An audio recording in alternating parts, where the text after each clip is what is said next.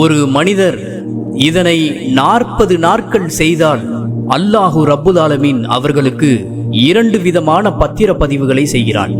என்ன அது? திருமிதி என்ற நபிமொழி தொகுப்பு மற்றும் அஹமத் ஆகிய நூட்களிலே இடம்பெறுகின்றன. ஒருவர் 40 நாட்கள் முதல் தக்பீரை ஜமாத்தோடு அடைந்து தொழுகையை நிறைவேற்றினால் அவருக்கு 2 விடுதலை பத்திரங்கள் எழுதப்படுகின்றன.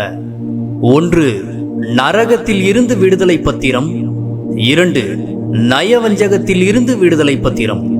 அருமை சகோதரர்களே, இது ஹசன் தரத்திலே அமைந்த நபிமொழியாகும்.